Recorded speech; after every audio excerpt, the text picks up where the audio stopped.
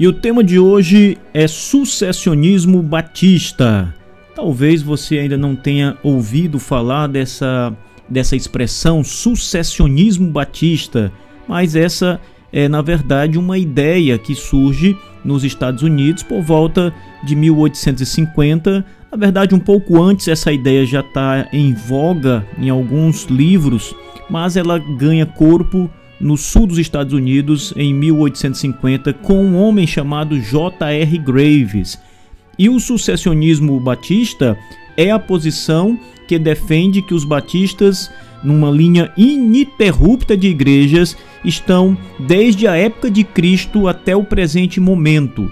Então, o grupo pode ser reconhecido, ele pode ser qualquer historiador que se voltar para a pesquisa, segundo essa posição dos sucessionistas, pode encontrar um rastro dos batistas que leva-os até Jesus Cristo. Em outras palavras, eles vão defender que o Senhor Jesus Cristo é o próprio fundador da Igreja Batista. E nós estamos falando aqui de denominação, tá? De denominação. Cristo fundou a única denominação verdadeira, a única igreja que se tornou uma denominação verdadeira, a Igreja Batista. Bom, pessoal, isso é meio estranho, de fato, isso é meio complicado, e essa posição ela surgiu ali em 1850 na Convenção Batista do Sul dos Estados Unidos com um homem chamado J.R. Graves. Como eu disse, algumas pessoas defenderam algo parecido com isso no passado, antes dele, mas nunca foi a posição oficial dos batistas e nem dos historiadores batistas como um todo. Deixa eu ler para vocês um trecho de um livro que foi lançado pela Convenção Batista do Brasil, comemorando aqui o centenário da Convenção Batista Brasileira, dos batistas no Brasil. O livro chama-se História dos Batistas no Brasil e ele narra de 1882 a 1982. É um livro escrito por J. Reis Pereira, que foi um dos historiadores batistas mais renomados. E ele diz assim, é o primeiro parágrafo do seu livro: podem-se distinguir três teorias a respeito da origem dos batistas. A primeira é a teoria JJJ ou Jerusalém, Jordão, João. A primeira diz que os batistas vêm em linha ininterrupta desde os tempos em que João Batista efetuava seus batismos no Rio Jordão. Foi esposada por historiadores como Thomas Crosby, que escreveu entre 1738 e 1740 uma História dos Batistas Ingleses, em 4 volumes. Outro historiador, G.H. Orchard, escreveu em 1855 uma história concisa dos batistas estrangeiros, defendendo a mesma ideia. Perfilharam o mesmo ponto de vista J.M. Cramp, professor na Nova Escócia, que publicou em 1868 uma História Batista, desde os princípios até o fim do século XVIII. E John P. Christian, professor do Instituto Bíblico, hoje Seminário Batista de New Orleans, que escreveu em 1922 uma História dos Batistas. Adota também essa teoria um opúsculo largamente difundido no Brasil, sob o título O Rasto de Sangue, de autoria de um pastor batista chamado J. M. Carroll. Até aqui. O J. Reis Pereira, quando fala dessa primeira teoria, a teoria chamada JJJ, que é a teoria sucessionista, em outras palavras, J de Jerusalém, J de João e J de Jerusalém, J de Jordão e o último J de João, ou seja, João Batista. Essa teoria, como nós vimos aqui, defendida por alguns historiadores, na verdade apenas Thomas Crosby, de 1738, vai tratar sobre esse ponto, sobre essa perspectiva, e ainda de maneira muito acanhada.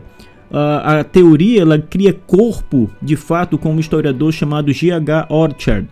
E esse livro do Orchard, chamado História Concisa dos Batistas Estrangeiros, é o livro que serve como base para J.R. Graves, que é o fundador do landmarquismo. A teoria sucessionista, ela é parte do movimento landmarquista, ela é um dos tripés do movimento landmarquista. O movimento landmarquista surge em 1850 no sul dos Estados Unidos e defende exatamente essa ideia da sucessão de igrejas batistas desde a época de Cristo até o presente momento. E Graves, o fundador do landmarquismo, defendia que os batistas contemporâneos dele deveriam retornar às antigas marcas. Por isso o movimento ficou chamado de Old Landmarkism nos Estados Unidos. Ou seja, volta às antigas marcas, os marcos antigos, ou seja, as doutrinas antigas, as mais antigas. E o Graves defendia que as igrejas precisavam retornar às marcas que foram abandonadas pelos batistas no decorrer dos séculos. E esse movimento foi muito impactante, foi muito importante nos Estados Unidos. Claro, é um movimento que não tem a aprovação da Convenção Batista do Sul dos Estados Unidos, é um movimento contrário à posição majoritária dos batistas, é um movimento heterodoxo no quesito histórico e no quesito religioso e não conta com o favor, não é a posição batista, embora tenha sido defendida largamente aí na metade do século XIX, mas não é a posição oficial dos batistas. Foi algo mais que entrou, foi um movimento forte, mas que um movimento que acabou por perder força no decorrer do tempo. Mas esse movimento chegou no Brasil. Ele chegou no Brasil através de um livro chamado O Rastro de Sangue, um livro também muito importante, né? O movimento landmarquista teve esses reflexos no Brasil, mas não foi tão impactante como foi lá nos Estados Unidos. É importante dizer isso. Também é correto afirmar que dos missionários americanos que vieram para o Brasil, que trabalharam no campo brasileiro plantando igrejas, muitos deles eram landmarquistas. Ou seja, muitos deles defenderam e não só defenderam, claro, mas ensinaram o landmarquismo. Então, muitas igrejas batistas no Brasil nasceram sobre a bandeira, sobre o estandarte do landmarquismo. Esses missionários, os primeiros que divulgaram e que plantaram as ideias landmarquistas no Brasil, com uma perspectiva, uma igreja de perspectiva landmarquista, não é?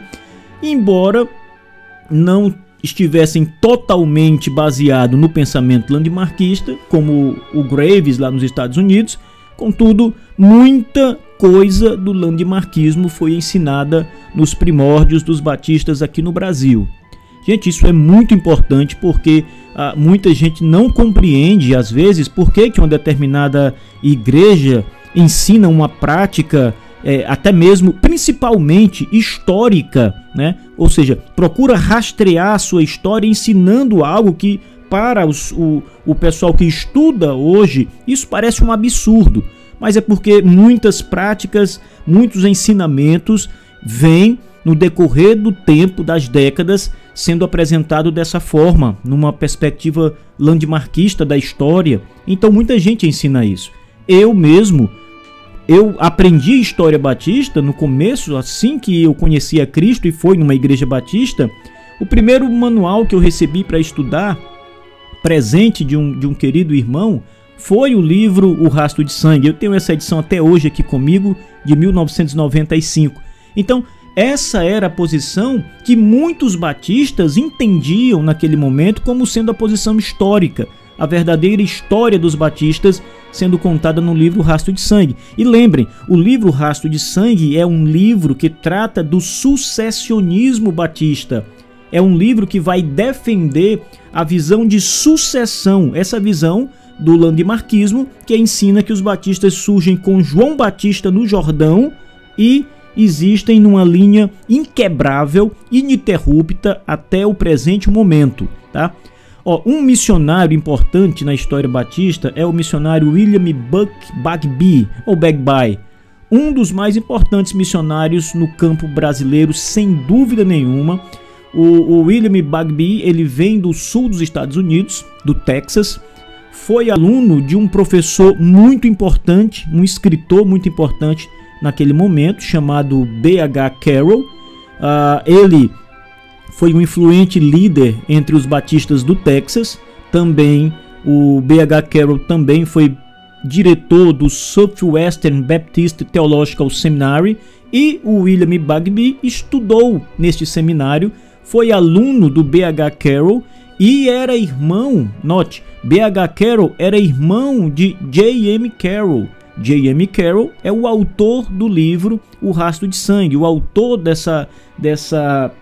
desse opúsculo que prevaleceu por muito tempo nos Estados Unidos, fez um grande sucesso nos Estados Unidos e também no Brasil. Foi um livro largamente difundido entre os batistas brasileiros. Então, note, o primeiro missionário batista que fez realmente um grande impacto missionário não é o primeiro missionário a vir ao Brasil, mas é o missionário que, através do seu trabalho e através do despertamento também da Convenção do Sul, que a partir dele começou a enviar vários missionários, um atrás do outro, foi a partir dessa leva de missionários, e o William Bagby é o primeiro deles, que o trabalho batista começou a se desenvolver mais amplamente no território nacional. O William Bagby, por exemplo, fundou várias igrejas. Tem muitas primeiras igrejas batistas no Brasil que foram fundadas por William Buck Bagby, ele e a sua esposa Luther Bagby. Então, esse homem, ele bebe da fonte landmarquista. Até hoje há uma discussão se William Buck Bagby era de fato um landmarquista ou não. Alguns que estudam a biografia de William Bagby defendem que ele bebeu alguma coisa do landmarquismo, mas não era um landmarquista como o Graves, por exemplo. Alguns identificam o Bagby apenas como um missionário que seguiu a linha sucessionista batista, mas que nos outros pontos não poderia ser considerado um landmarquista. Contudo, é importante frisar que esse missionário, que tem uma história muito bonita entre os batistas do Brasil, foi aluno de um professor landmarquista, B.H. Carroll, e este B.H. Carroll era irmão do autor deste livro, O Rastro de Sangue. O autor do livro é J.M. Carroll. Note nas palavras que nós lemos agora há pouco, do Reis Pereira, autor deste livro publicado pela Convenção, História dos Batistas no Brasil, né? Note que ele diz no final aqui do seu parágrafo que nós lemos o seguinte, ele faz a seguinte observação: adota também essa teoria, ou seja, a teoria sucessionista, um opúsculo largamente difundido no Brasil sob o título O Rastro de Sangue, de autoria de J.M. Carroll. Então, esse livro, de fato, foi largamente difundido, amplamente disseminado entre as igrejas batistas do Brasil. Este livro ele é tão importante na história batista brasileira, embora não tenha aquela importância de mudar uma denominação ou de levar aquela denominação ao rumo certo, porque o movimento landmarquista e essa posição sucessionista, obviamente, é um desvio histórico. Isso não é a posição correta, não é a posição que prevalece entre os estudiosos, não é a posição que conta, que narra a história dos batistas de uma forma leal aos documentos e às fontes que podem ser consultadas. Mas ele foi largamente difundido no território nacional, entre as igrejas batistas do Brasil, e por isso esse livro causou um impacto tão grande, mudou a perspectiva ou ensinou uma perspectiva que não é a verdadeira sobre a história dos batistas. Então não pode ser desprezado, embora seja um livro que não apresente a posição correta, ele não pode ser desprezado como um material que foi importante entre os batistas brasileiros. E muito do que ainda resta no Brasil batista de sucessionismo, desta posição sucessionista, ela existe por causa do estrago que o livro O Rastro de Sangue provocou. Então, é importante frisar, desde sua origem, muitas igrejas batistas apresentaram pelo menos algumas marcas importantes do movimento landmarquista. Agora, a maior ênfase às ideias landmarquistas cresceu no Brasil na metade do século XX, que é quando esse livro chega, quando as pessoas começam a ter conhecimento dessa obra do J.M. Carroll. O livro foi publicado em 1931, lá nos Estados Unidos, e por volta de 1950 o livro as ideias do livro começam a circular no Brasil, as pessoas começam a falar dessa obra. Agora, em meados dos anos 80 é que o livro chega no país, traduzido já, e começa a ser disseminado. Essa edição que eu tenho em mãos, O Rastro de Sangue, foi publicado pela Igreja Batista do Mendanha. Ele é indicado aqui, recomendado por muitos pastores. Nós temos aqui o próprio pastor da Igreja do Mendanha, claro. Temos também o pastor Gerson, pastor José Infante Júnior. Eles são da Igreja Batista da Bahia, lá em Nova Conquista. Também um pastor que era inclusive um ex-padre que faz a apresentação desse livro. Ele também vai falar aqui. Ele é um pastor de Rondon, no Pará, da primeira Igreja Batista de Rondon. Enfim, note que não apenas nos grandes centros, como as regiões sudeste, mas no nordeste, no sudeste, no norte do Brasil, as pessoas estão falando desse livro aqui nessa época. E em 1995, esse livro estava na sua quarta edição. É muito importante destacar que essa obra vendeu mais de 2 milhões de exemplares em todo o mundo. Gente, isso é muito livro vendido. 2 milhões de exemplares de um livro que trata especificamente de uma posição e que fala especificamente a um grupo distinto, que são os batistas. Então, é muito livro vendido. No Brasil, repito, este livro teve várias reedições. Várias vezes o livro foi republicado porque as edições esgotavam. Então foi um livro ensinado em seminários batistas. Essa história não ficou apenas nas paredes da igreja, entre os membros que estavam ali aprendendo alguma coisa. Essa história ganhou as salas de aulas dos seminários no Brasil e foi muito difundida. Por isso que muita gente hoje defende essa ideia dos batistas como a igreja verdadeira, a única igreja verdadeira. A ideia de que os batistas surgiram no Jordão, com João Batista batizando ali as pessoas que se arrependiam e que podiam crer. Então, toda essa ideia que de fato pode ser apresentada na posição credo-batista, ou seja, os batistas também batizam quem crê. Os batistas não batizam crianças. Os batistas batizam por imersão. Então, toda essa ideia verdadeira dos batistas é aplicada a João Batista no Jordão, porque ele fazia a mesma coisa, batizava por imersão, batizava pessoas adultas que podiam crer. Então, criou-se essa ideia de que os batistas surgiram no Jordão e vêm ininterruptamente até o presente momento.